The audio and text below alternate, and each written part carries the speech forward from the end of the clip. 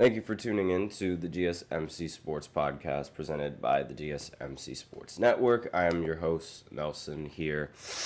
A little bit with stuffy nose, and I got a knee injury, so that's always not fun. But unlike Joel Embiid, I actually have to do my job, and I have to continue doing this, so boo-hoo.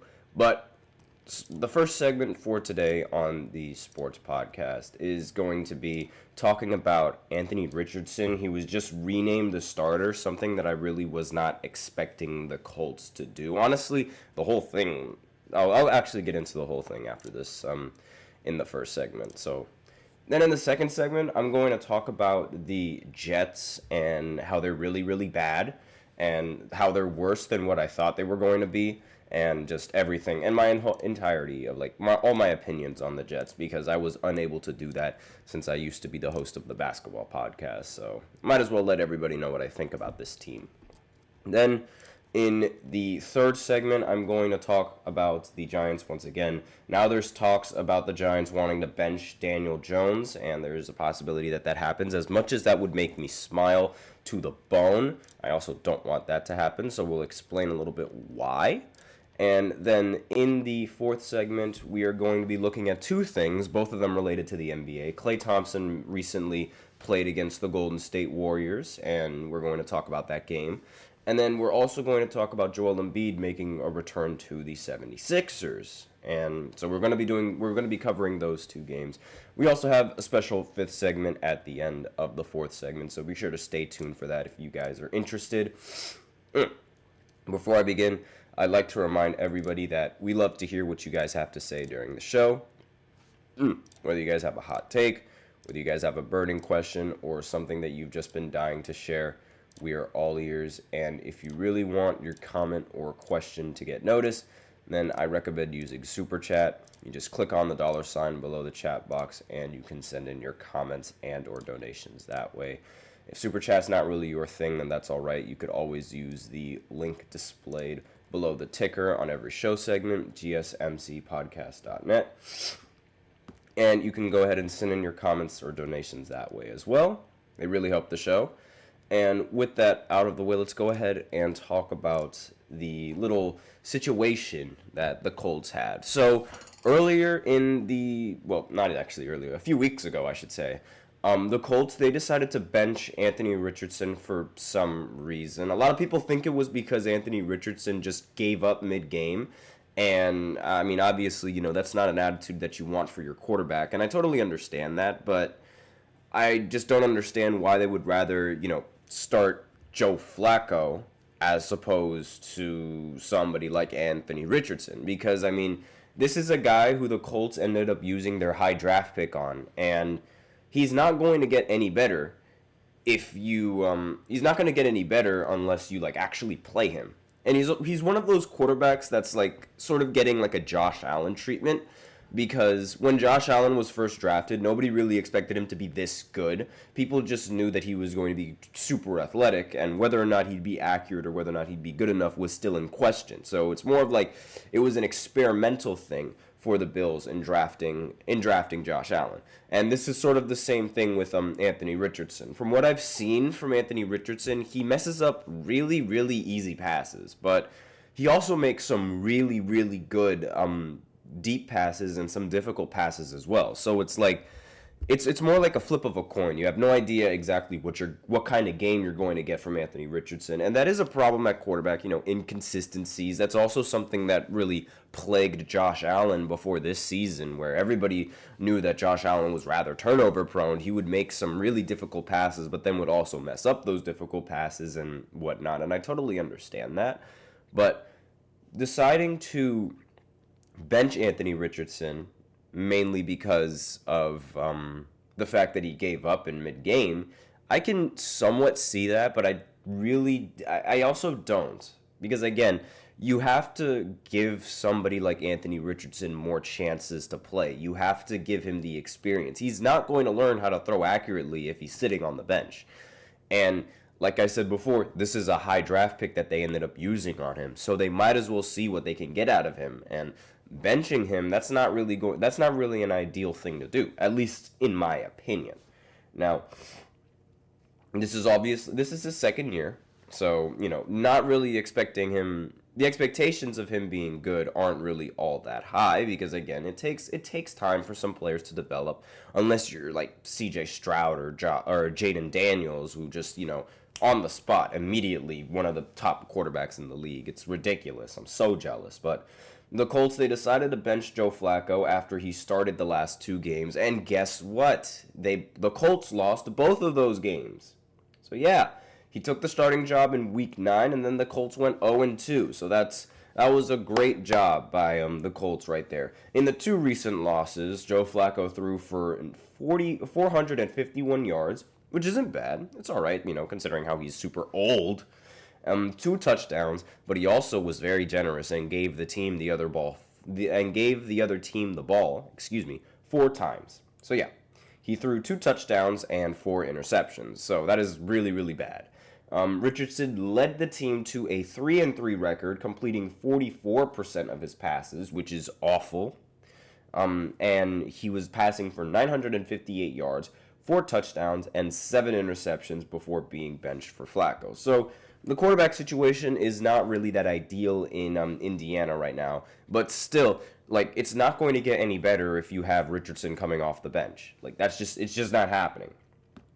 And around the NFL, there's probably going to be more Colts QB change shortly. We're not entirely sure, if Anthony Richardson is going to stay as the quarterback for long. It really depends on whether or not the Colts win this next coming week in Week 11. And so they play the Jets. So this should be an easy win for the Colts, just based off of how miserable the Jets have been and how bad they've been. I'll go further into the Jets, in the next segment. But this was sort of news that broke. I want to say I found out about this 5 minutes before the show, more or less, and I really shouldn't even be talking about this because the way I see it, Anthony Richardson should never have been benched from the start. He genuinely should not have, because I understand, Joe Flacco, he's got that legacy Super Bowl run that sort of defined his career, and all of the and he did have a pretty solid, appearance. I mean, he was able to lead the Browns over to the postseason, something that nobody really expected him to.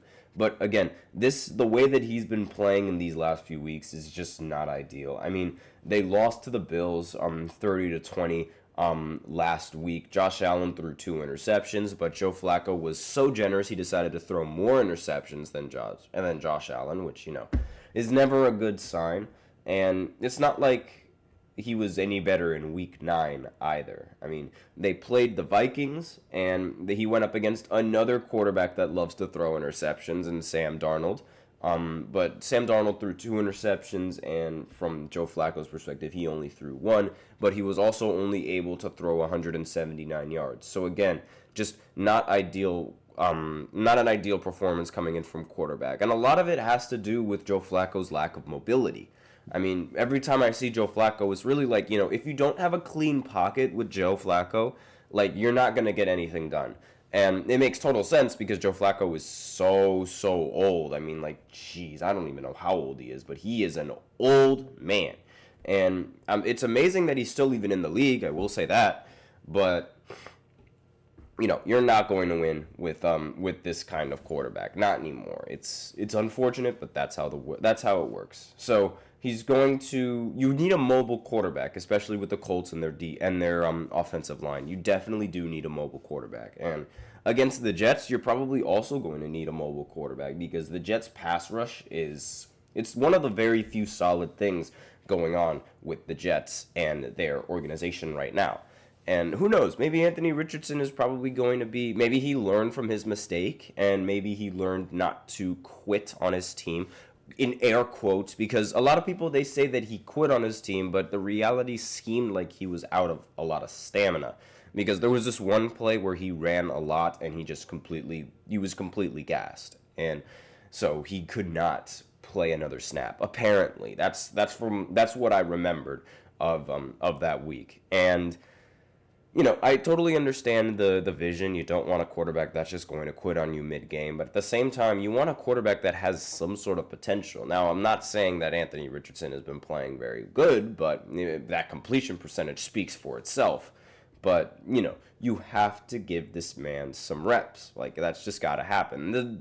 The how do I say this? The Patriots, they did the same thing with Drake May, right? They just let Jacoby Brissett be the starting quarterback for however long he was the starting quarterback, and he was never throwing more than 200 yards. And I'm here sitting like, okay, when are the Pats going to actually start Drake May? I understand with the thought process of not wanting to get him hurt, but at this point, you really don't have anything left to lose. So just see if he's any good, see if he knows how to play football, see if he can actually make the games competitive. And lo and behold, he's been able to do that. He's been able to make these games competitive. Albeit he does throw up a couple of stinker interceptions, but I don't expect a lot from a rookie. Like, that is a common mistake that most rookies make unless you're Jaden Daniels or something like that.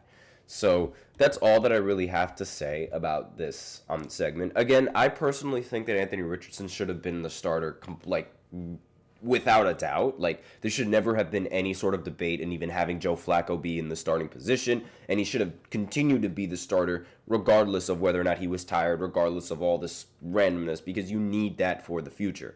So that's all that I have to say in regards to this first segment. So now I'm going to go ahead and go into the second segment, where I talk about the New York Jets, specifically, their season and also the previous game that they played against the Cardinals. So I'll be right back after this short break. Be sure to stay tuned.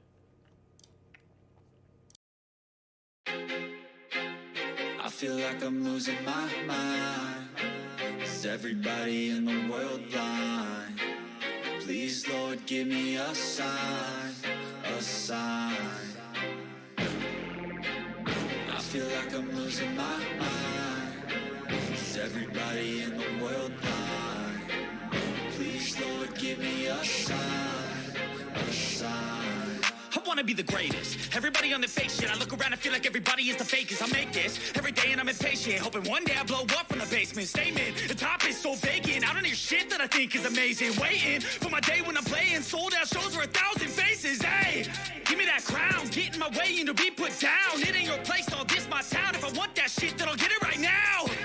I'm losing it, the noose it fits. I'm losing shit, a stupid myth. You choose to live or choose to dip. You choose to fight or lose your grip and lose a gift. Oh. I feel like I'm losing my mind. Is everybody in the world blind? Please, Lord, give me a sign. A sign. I feel like I'm losing my mind. Is everybody in the world blind?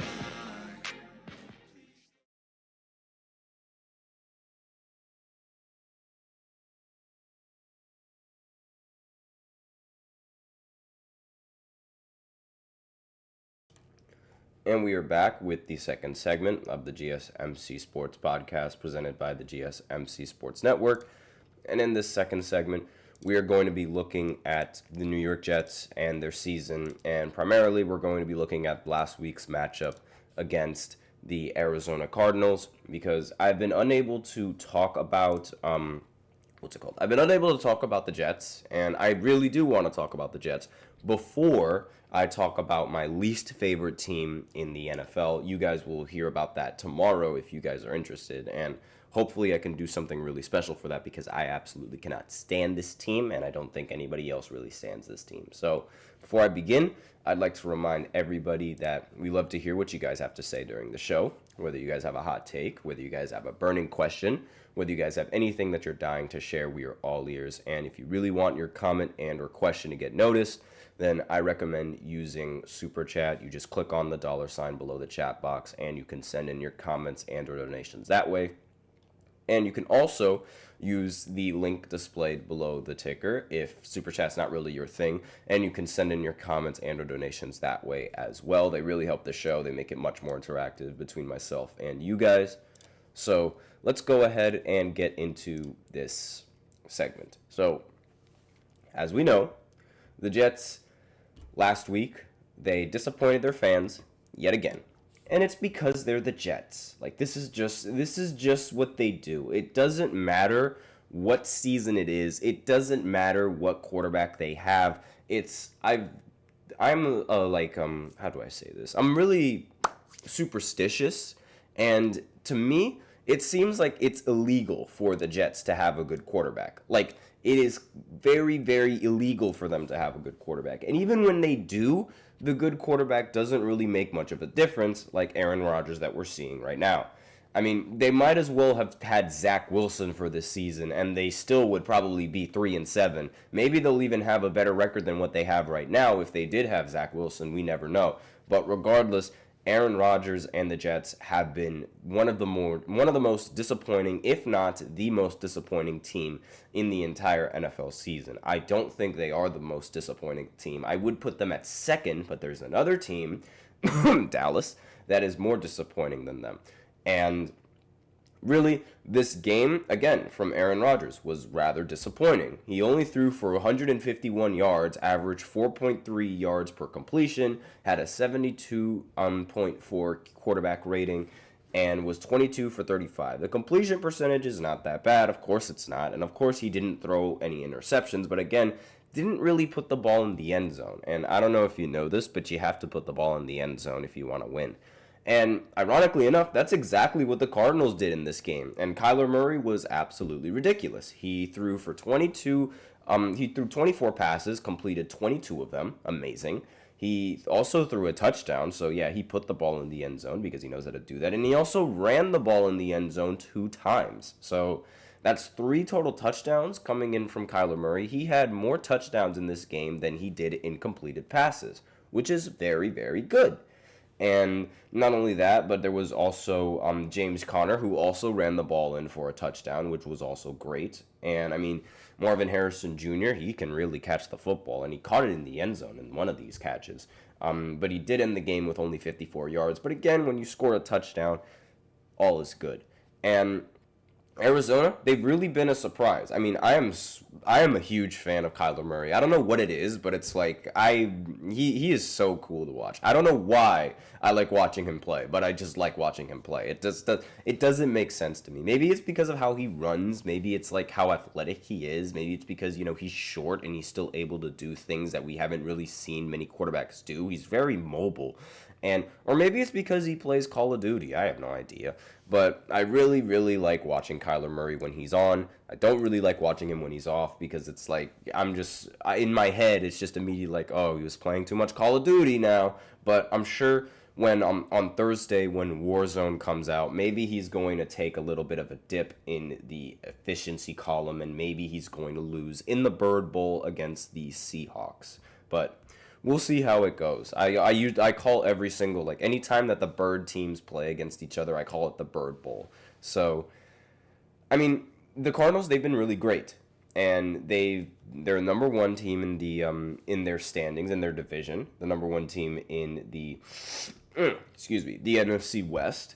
But the Jets, of course, despite having Aaron Rodgers, despite having the quarterback that everyone thought was the answer, they're 3-7 and practically dead last in their division, tied with the Patriots. So very, very, very disappointing coming in from the Jets. And what makes this even more disappointing is the fact that, I mean, it really seems like Aaron Rodgers is the biggest culprit in the Jets being bad. And I don't understand why he doesn't see that, and I don't understand why they keep trying to be optimistic, but he is a huge problem with this team, and it's unbelievable just how much of a problem he is with this team. I mean, so for starters, there's rumors and speculation that Aaron Rodgers got the head coach for the Jets, Robert Saleh, that he was the reason why Saleh got fired. And maybe that's true, maybe that's not true, but regardless of that, even before he was fired, he was still not really playing all that impressive. I mean, he wasn't the same Aaron Rodgers that we saw in Green Bay, not even in the slightest. And, I mean, in the opening game, he lost to the Niners. What else is new? But he did beat the Titans, a bad team. Then he beat the Patriots, a bad team. Then they lost to the Broncos, and they lost to the Vikings, and they lost to the Bills, and then they lost to the Steelers, and then they lost to the Patriots. So it was losing all the time. And in between these games, the Jets ultimately ended up trading for Davante Adams, and they still lost.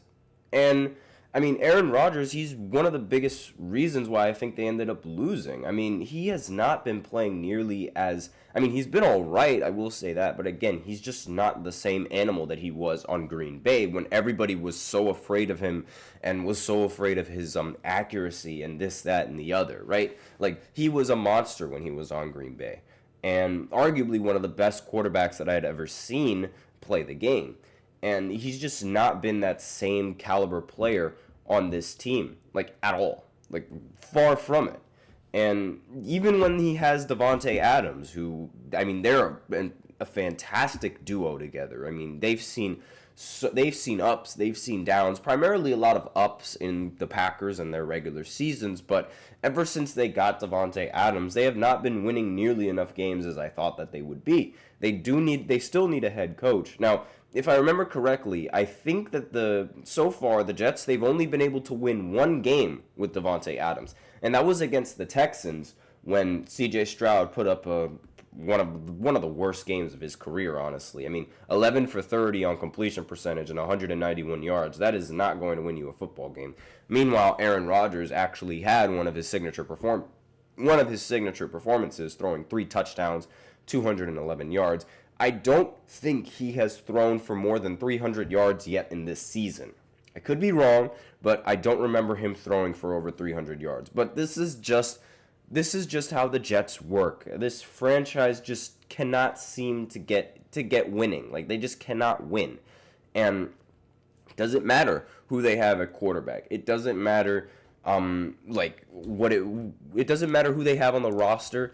Their team is just bad. And it's not just the offense that's bad. I will say that the defense might not be nearly as dominant as it was in previous seasons, because like in the previous season, everyone could agree that the biggest problem for the Jets was the quarterback, and everyone was saying that if they had a quarterback that was better than Zach Wilson, then in that case, they would have ultimately had a much better season than what they did last season.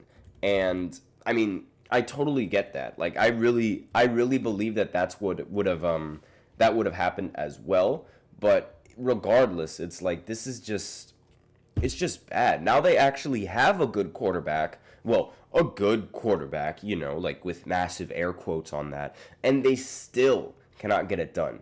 It's ridiculous. It's absolutely ridiculous just how this season has unfolded for this team. And even throughout week 10, I'm just going to go ahead and look at this right now. Throughout week 10 in this season, right? They've only been able to accumulate, let me go ahead and look. They've only been able to get 3 wins in week 10 for this season. Last season, once it was week 10, they already had 4 wins. So their record when they had Zach Wilson at quarterback is better than the record that they have when they have Aaron Rodgers at quarterback, which is unacceptable. Like, it really is. You can make an argument that their competition was a little bit more difficult now than it is back then. You could make that argument, but again, this is just classic Jets. It's like when they have everything, they have all the pieces, they have everything they need aside from a head coach now, they just find some way to mess it up. That is just their nature of being the Jets, and it's unfortunate that that's how it works. Again, my team isn't really in a much better situation either, so I mean, I'm really speaking from the same lenses that they're looking at, but it's just not ideal. I really think the franchise is cursed, but I'm not going to be superstitious about that. This team is just not good, and I'm not really going to sugarcoat it. Now, that's it for the second segment. Those are my opinions on the Jets. You guys let me know what you guys think of the Jets. If you guys think that they're just a badly run organization, if you guys think that there is some other weird superstitious action going on, maybe you also think that the Jets are cursed, let me know in the comments what you guys think. But that's all that I have to say. So now we're going to go ahead and talk about the other team that plays in New Jersey, which is the New York Giants. and how they want to bench Daniel Jones, or there might be a little bit of a chance that Daniel Jones gets benched, and I'll explain why. So I'll be right back after this short break. Be sure to stay tuned. Looking for your daily fix of sports talk without having to pay for it? GSMC Sports Network is available on YouTube. Just search GSMC Sports Network. Get your fix of daily sports talk shows on YouTube, absolutely free. NFL, college football, NBA, MLB, MMA, UFC, fantasy football, and so much more. GSMC Sports Network has shows running all day long, with new sports shows starting every 2 hours. Just like on your favorite cable sports channel, except GSMC Sports Network is absolutely free. Just search GSMC Sports Network on YouTube to catch one of your new favorite shows, like the GSMC College Football Podcast, Chip Shot Football Podcast, Hoops and Heels Women's Sports Podcast, GSMC Basketball Podcast, and so many more. Check it out for yourself. GSMC Sports Network, now available on YouTube absolutely free. Search GSMC Sports Network on YouTube right now.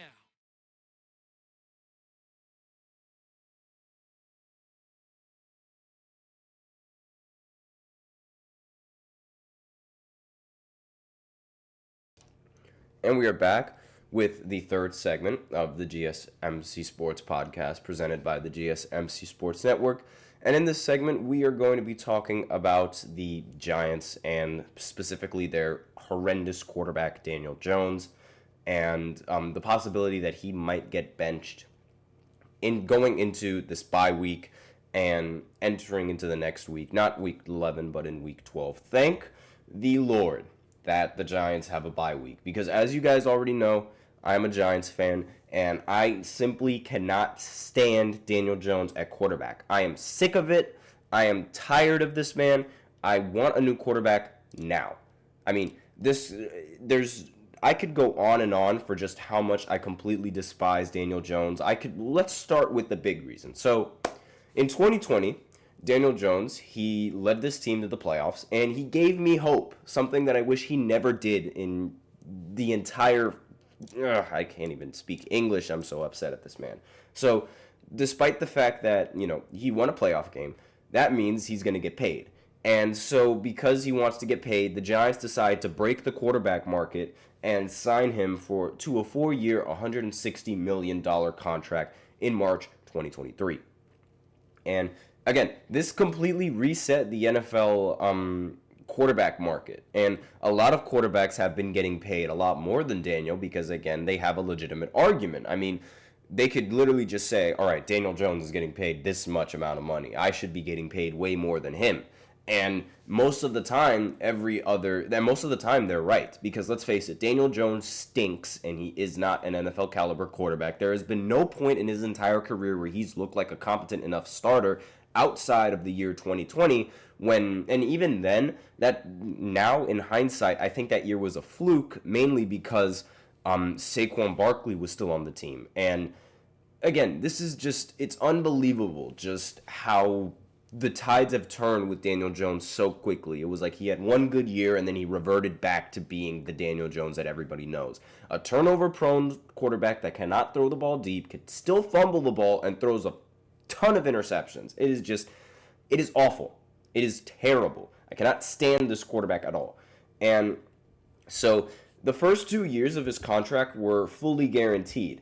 But after 2024, thank the Lord, the Giants have the ability to move on from Jones. Thank God.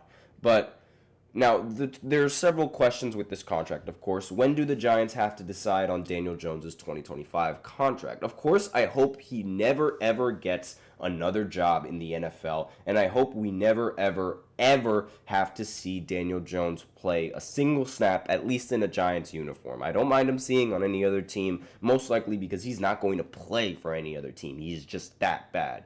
So the next deadline for the Giants is going to be the 5th day of the 2025 NFL League year in March, when $12 million of Daniel Jones' 2025 salary fully guarantees. If they cut him, they won't owe him another cent. So I really, really hope that he gets cut, and I pray that the Giants end up using their high draft pick to get a quarterback. I hope that is the case. I want it to be the case. It has to happen.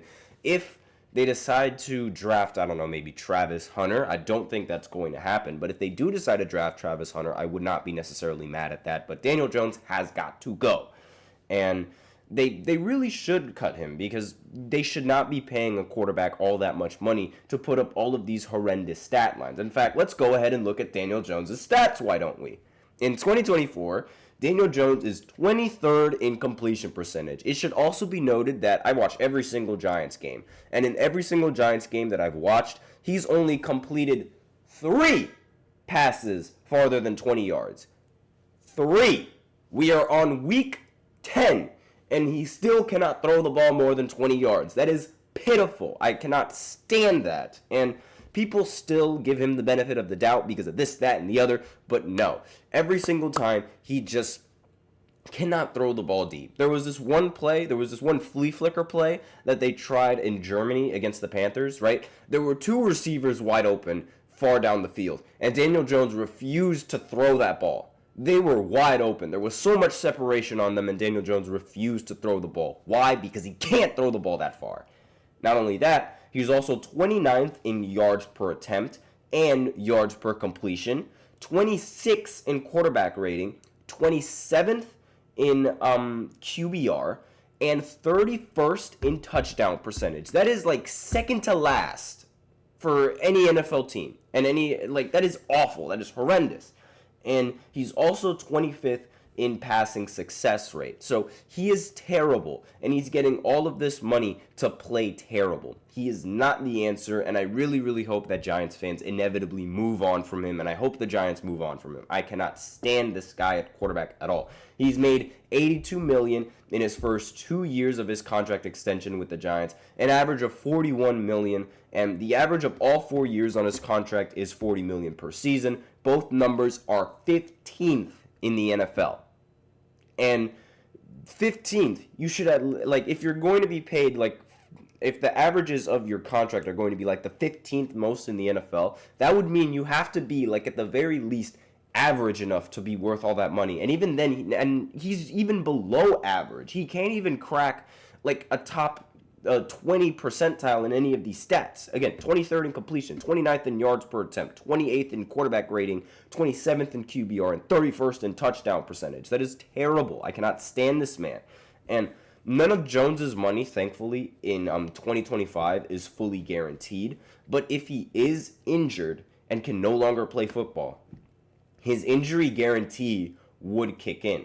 So, according to Over the Cap, $23 million of Jones's $30 million guaranteed is going to go to if he's injured. So really the reason why the Giants might end up benching Daniel Jones is because they don't want to have him paying they don't want to be paying Daniel Jones all of that money in case he does get injured. So that's really the scare for the Giants. So it doesn't really seem like the Giants really want to keep him on the roster going into next season. Thank the Lord. I hope that's the case. And the Broncos did this same thing with Russell Wilson when they knew that they were going to cut him after the 2023 season. And they sat him down for his final games in Denver. So just to make sure that the injury clause doesn't come into effect. And that's really the big reason why they would bench Daniel Jones. And I understand this, but at the same time, while this does come with a massive pro of not having to deal with Daniel Jones for another year, it also comes with a very big con. The possibility that now all of a sudden the Giants start winning games. At this point, the Giants, they have the number 1 pick in the NFL draft. They are set to have the number 1 pick in the NFL draft because they have the worst record in the NFL. And if they start winning, they're going to lose that number 1 pick in the NFL. And I don't think I want that to happen. I don't think I want the Giants to start winning these games, and I don't think I want them to lose their number 1 draft pick because, again, we desperately need a good quarterback, and we desperately need one of these fantastic players that's going to be on the table for the NFL draft. Now, I'm almost, with this, if he is getting benched, I'm almost certain that they're going to try and use their high draft pick to get a quarterback. I'm almost certain that that's going to happen. Which quarterback it is, I'm not sure. Could be Travis Hunter, could also be Cam Ward, could be anyone really, but anyone but Daniel Jones, please. And again, that's really the massive con when benching Daniel Jones. Because if you have Daniel Jones in the game, at least the way I see it, you're guaranteed to lose. Like, that is just his nature. That is just what he does. He is not a quarterback that can make wins happen. He is not a quarterback that can make things happen. He's not a difference maker. And if we bench him, now there's a chance that, I don't know, maybe Drew Lock is going to try and make a name for himself and win a game. Maybe Tommy DeVito is just going to come out of nowhere and just win a couple of games too. That happened the last time that he was playing. He was able to snag 2 wins, 2 unexpected wins, albeit. And really, that's the only downside when we're benching Daniel Jones, because right now we are in tank mode. And the Giants, they have to continue that tank so that way they can ensure that they get a high pick in the draft. The way I see it, the season is over. There's no way we're going to be able to make the playoffs at this point, and we're far from winning the division. I mean, it's ridiculous. I mean, the Commanders and the Eagles, they're in contention for the division title, and I never would have thought that the Commanders would be in contention for the division title, albeit with a rookie quarterback. But this is I don't see anything good happening with the Giants at all. The way that the standings look now, it seems like the NFC North might have the best chances of taking the wild card games. But again, things could be subject to change. We are still only in week 11 for the NFL season, and anything can really happen. But as of where the standings are right now, the Vikings, they're 7-2. They don't even lead in their division, and the Packers are 6-3, and they're below the Vikings. So the way that things might pan out is that the Vikings and the Packers, they might end up taking up 2 playoff spots.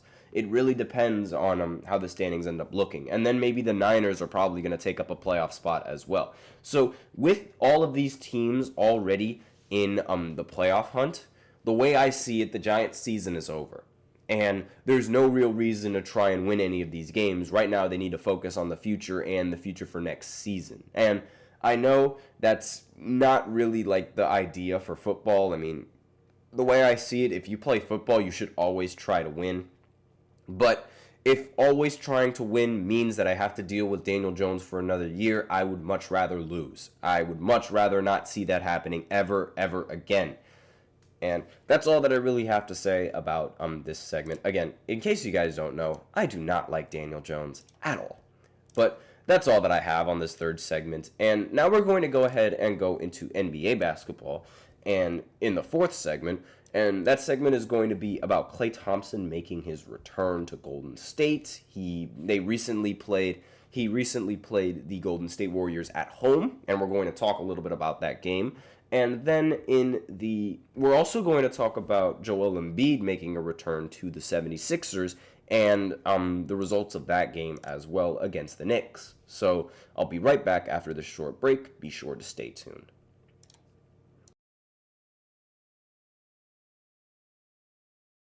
For the best and latest podcasts available anywhere, go to the podcast app on your cell phone and type in GSMC to access free content-rich podcasts on health and wellness, book reviews, sports, entertainment, relationships, social media, movies, technology, finance, and even weird news. Subscribe and download the GSMC Podcast Network's family of shows, available everywhere podcasts are found.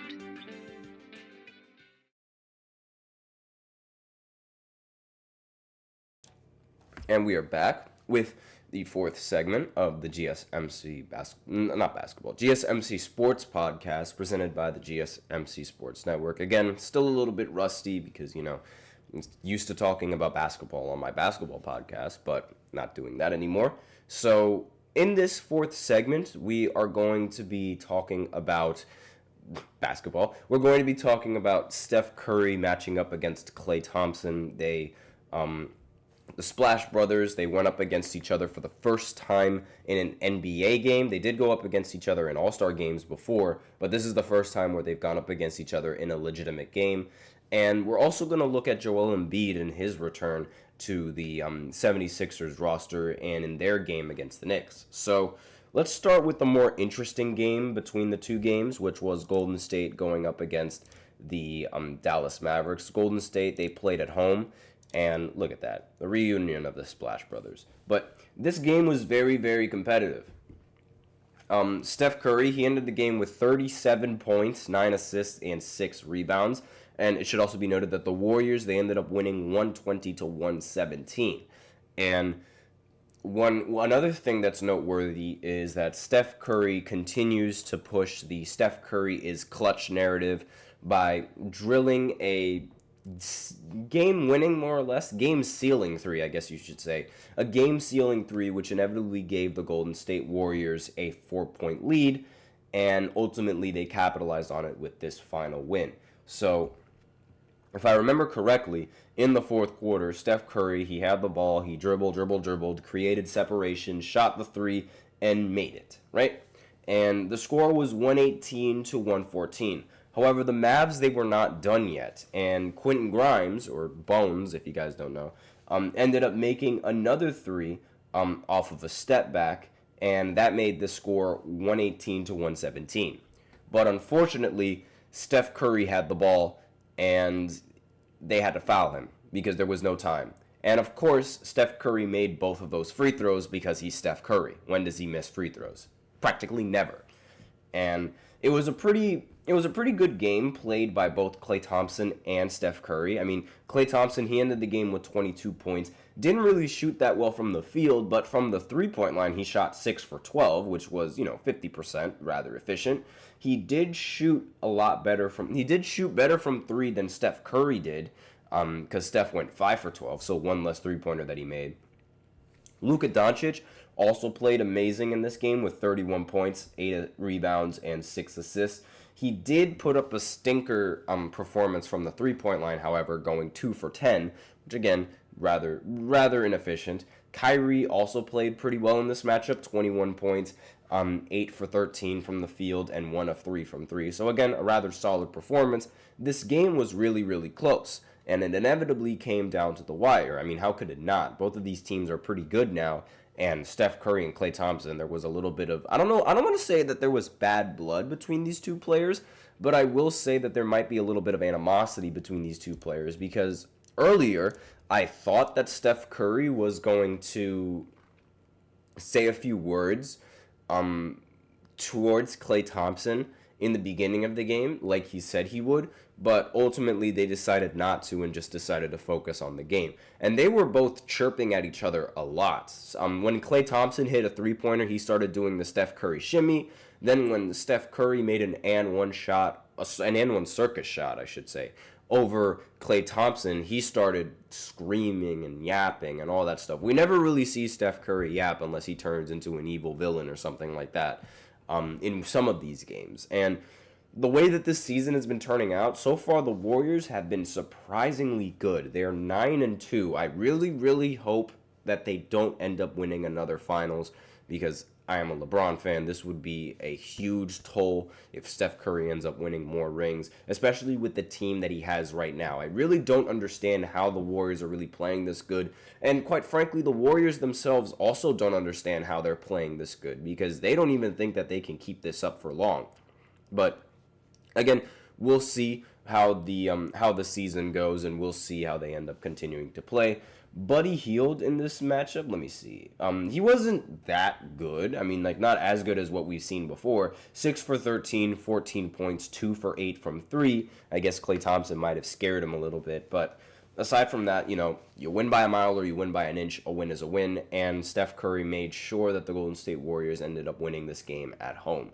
And there's not really much that needs to be said aside from the fact that this was, the first time that Steph and Klay Thompson ended up playing against each other, and Steph Curry ends up winning in this battle.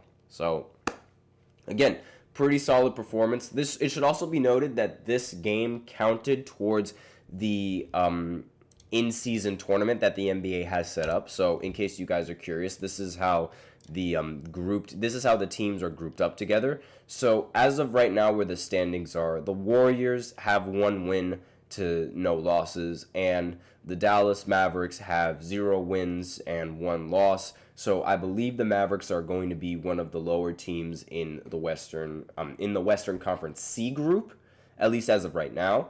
I'm just going to go ahead and look and see. Yeah, no other team from this group played yesterday, at least from what I'm looking at. The Grizzlies, the Denver Nuggets, and yeah, no other team in Group C has played. So the Warriors are right on top, and the Mavericks are dead at the bottom.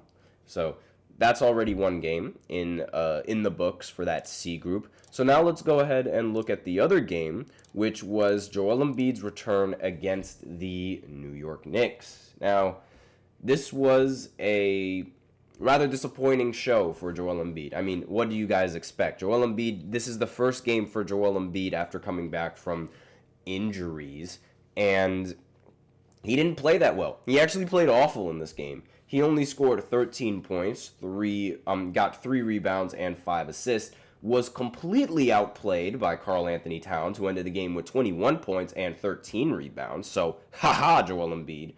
And let's see. Joel Embiid also was only able to make 2 shots in this game. He was 2 for 11, but of course, this is Joel Embiid we're talking about. So that means that he was still able to score more points than shot attempts. Why? Because he got to the free throw line. He got to the free throw line 8 times and made all 8 of his free throws. And everyone knows how he gets to the free throw line. He gets in the paint, and then he does this, like, he flails his body around, and he just gets to the foul line. But aside from that, this was a very, very successful watching for Joel Embiid, in my opinion, because, again, he just performed the way that I usually expect Joel Embiid to perform under serious pressure. This is what happens when you do not play a bunch of games. You're going to be rusty, no surprise. And 2 for 11 from the field, 1 for 5 from 3, just absolutely abysmal, and he was the main reason why the 76ers could not win in this game. Because Paul George played phenomenally. He went 7 for 11. This is the first good game that Paul George has played with the 76ers. He ended with 29 points, and of course there was no Tyrese Maxey. So another big reason why the 76ers ended up losing. But really, this loss is completely on Joel Embiid. Because Jared McCain, he had solid production. I mean, he must have painted his nails a crazy color because he was feeling really confident in this matchup with 23 points, 7 for 16, 4 for 10 from the three-point line. And Caleb Martin, he also played really well, 7 for 10, 1 for 3 with 17 points. Really, like I said before, the matchup and the big problem and the reason why the 76ers did not win was because of Joel Embiid. Now, the rest of the players on the lineup didn't play well either, I will say that. Kelly Oubre Jr. only went 1 for 6. Kyle Lowry went 1 for 5. And Gershon Yabusele, forgive me if I messed up that name, went 1 for 7 and 1 for 5 from 3.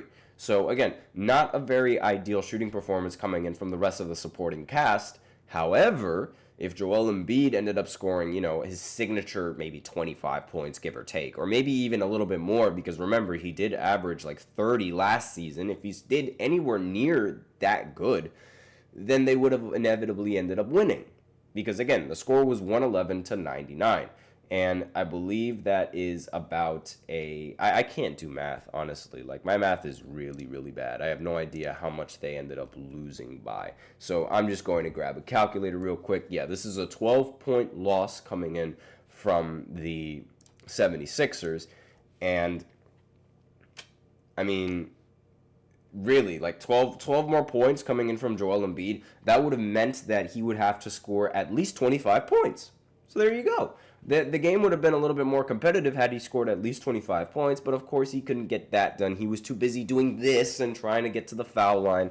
It always happens. These 76ers are incredibly disappointing, and I really don't expect them to do much in the postseason. I mean, how could you expect them to do anything in the postseason? They haven't done anything in the postseason. I am really mad that Joel Embiid ended up robbing Nikola Jokic of winning 4 straight MVPs. I mean, 4 straight. Like, that is something inconceivable to think about. But as of right now, it seems like Jokic is right back in the MVP conversation. He's averaging a triple-double, and now the team is winning. So he might win another one. We're going to have to see. But now, judging off of the Knicks' performance, everyone played good. Everyone in the starting lineup played very well, and everybody in the starting lineup also had Thibodeau's rotations to thank for that, because they all played more than 30 minutes. OG Anunoby, he played 41 minutes in this game and ended with 24 points, 6 rebounds, and 2 assists. It's absolutely amazing how long these guys can run for. I mean, 40 minutes and not get tired, that's crazy. And as I mentioned before, Karl Anthony Towns played really well. Josh Hart, of course, he ended with a triple-double. 14 points, 12 rebounds, and 10 assists. Just imagine that. Josh Hart got more rebounds than Joel Embiid. What a surprise. And let's see. Jalen Brunson, he ended with 18 points. A rather low-scoring game for Brunson, but again, it doesn't matter when you have OG scoring 24 and Karl Anthony Towns scoring 21. And Mikal Bridges, he ended with 14 points. He shot a lot better from the field, 7 for 13, but 0 for 2 from 3, not that ideal. And Jalen Brunson, I will say, he did go 0 for 4 from 3. But again, 18 points is a solid enough game coming in from Brunson if you have OG and Karl Anthony Towns dropping 21 respectively or 24 respectively. So not really much complaining to come in from the Knicks in this game. Josh Hart also was super efficient, 6 for 8. Cameron Payne was really not that good in this game, 1 for 5 with only 3 points. But again, that's okay because they ended up getting the win regardless. And let's go ahead and look back at the group standings and the group draw. So, as you guys can see, 76ers and, and the Knicks, they're both in the Eastern Conference Group A. And as the way that the standings are in the group play, the Knicks are number 1, and the 76ers are all the way at the bottom. Also, it should be noted that the Magic, they also played earlier today. Yesterday, and the Magic ended up winning. They beat the Charlotte Hornets. So they're also in the top group of the Eastern A group, and the Hornets are in the bottom as well. And those were the only teams that ended up playing in Eastern Conference Group A. So that's all that I have to say in this segment. So now we're going to go ahead and go into the 5th segment, which is going to recap all of the games for the NBA in-season tournament because they all happened yesterday. And I'm going to basically continue on with what I was saying with the Hornets game. So I'll be right back after this short break. So be sure to stay tuned if you guys are interested.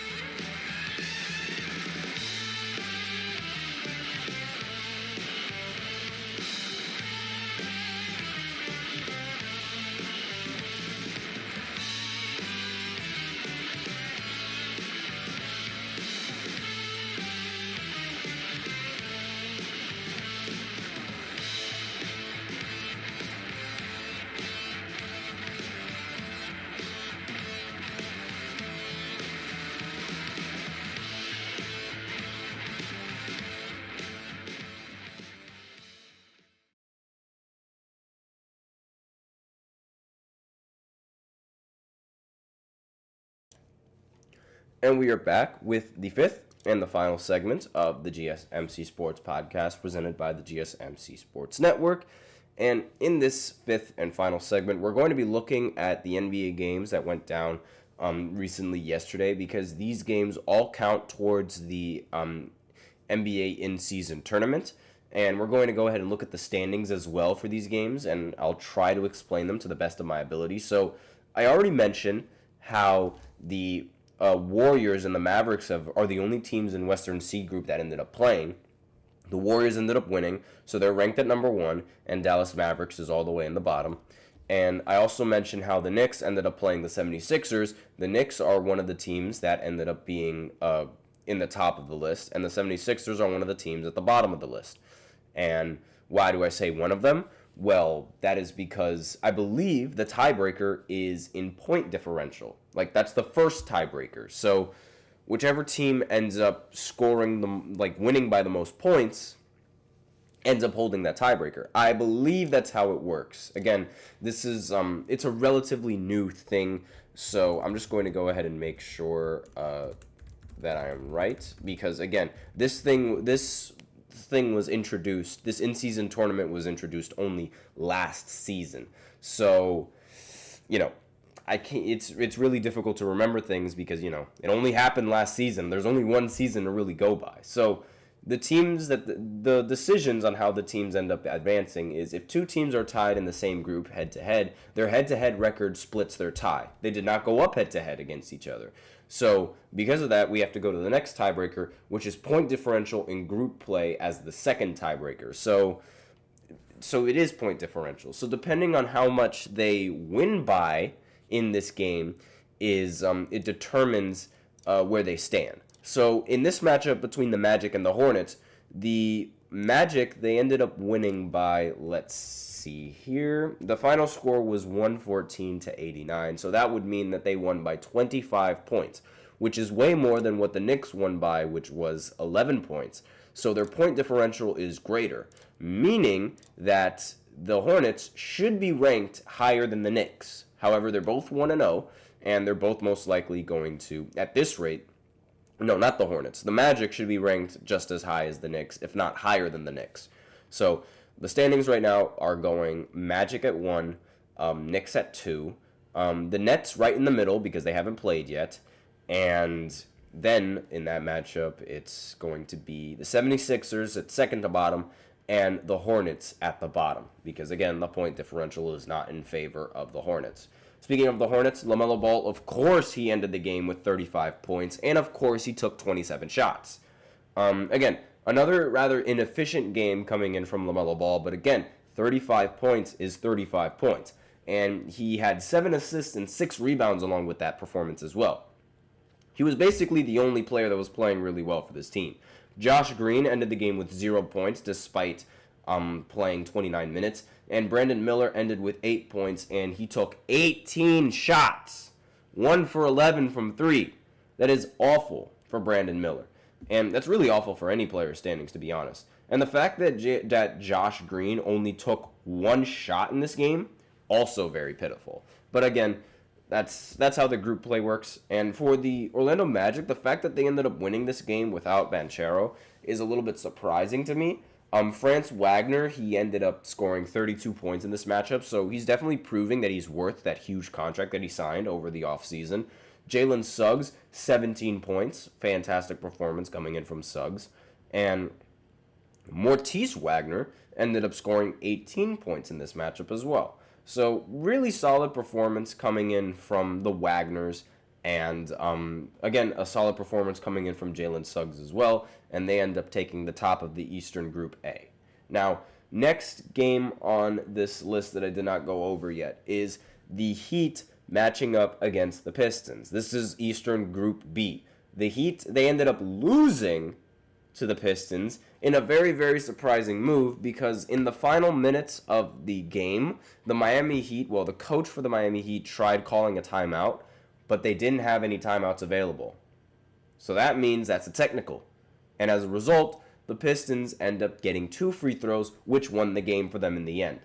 But regardless, a very, very disappointing loss coming in from the Miami Heat, and a very, very disappointing performance from everyone else. No Jimmy Butler in this matchup because of his injury. In fact, I should probably go over all of the NBA players who are injured. I'll do that tomorrow, now that I think about it. But Tyler Hero, they wasted a 40-point game coming in from Tyler Hero. He shot 10 for 17 from 3. And, of course, 40 points is 40 points. That is absolutely incredible. This game did go into overtime, by the way. Bam Adebayo ended with 20 points, and he went 8 for 13 from the field. Duncan Robinson, 6 for 16, 2 for 10. Terry Rozier, 3 for 14, 0 for 5. So, again, not a very good performance coming in from the Heat. But still, they could have won this game had they had the Heat not called the timeout. And it would have been sent into another overtime where they probably could have won. But as of where the standings are right now, the Pistons are number 1 in East Group B. And the Miami Heat are at the bottom. I'm going to have to go ahead and check with the other games because I believe the Bucks, they also played the Raptors. Yes, they did. And the Bucks, they ended up in a surprising manner. They ended up winning 99-85. And I believe, since they have a higher point differential, that would mean the Bucks are high in the Eastern Conference Group B standings, higher than the Detroit Pistons. Grady Dick had 32 points in this matchup and was really the only positive thing coming in from the Raptors. Giannis ended with 23 points. Damian Lillard did not play in this game, but still, no Dame, no problem. This is only the third win for the Milwaukee Bucks in their entire season, but again, this moves them up into the Eastern Conference Group B standings. So right now, I believe this team is the highest team in the Eastern Conference Group B, just above Detroit, and Miami Heat are the second worst, just ahead of the Raptors, which are the worst. Pacers, they did not play, so they're right in the middle. Now, next team. The Hawks surprisingly ended up beating the Celtics by 1 point.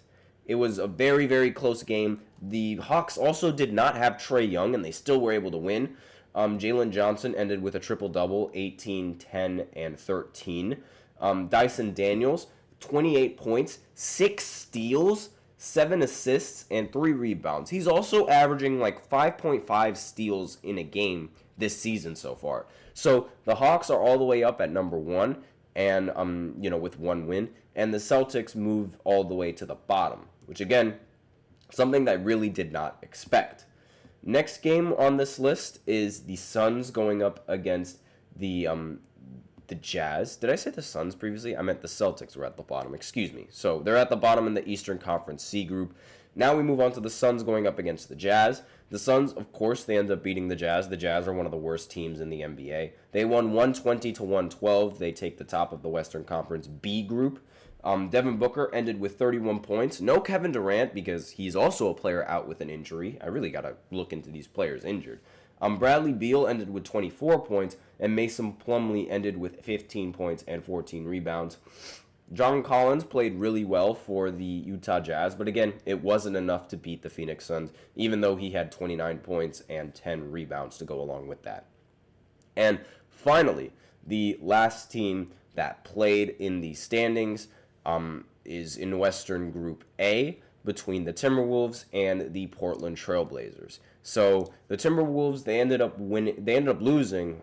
Excuse me, that was bad. The Timberwolves, they ended up losing in this matchup to the Blazers, 122-108. So the Blazers are the number 1 team in the Western Conference Group A, and the Timberwolves are all the way at the bottom.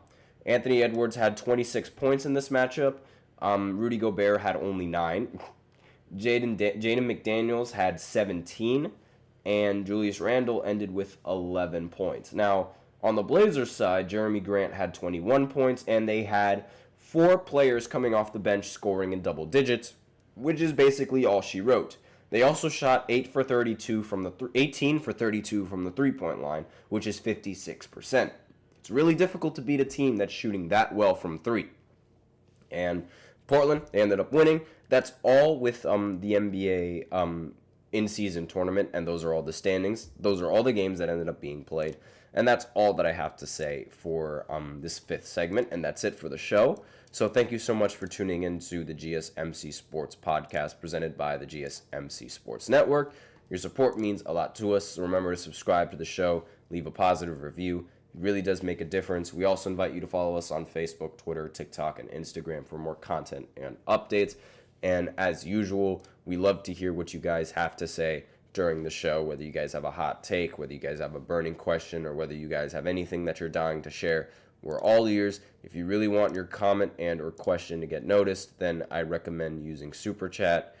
You just click on the $sign below the chat box, or you can use the link displayed below the ticker on every show segment, and you can send in your comments and donations that way as well. They really help the show. And that's all that I have to say today on this podcast. Thank you so much for tuning in. I'm your host, Nelson, and as always, take care.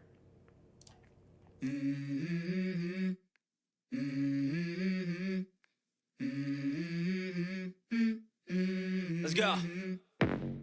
I wake up to a little bit of drool on my pillow, feel like it's gonna be a bad day. Yeah, I'm tired of shit, and the coffee ain't hit yet.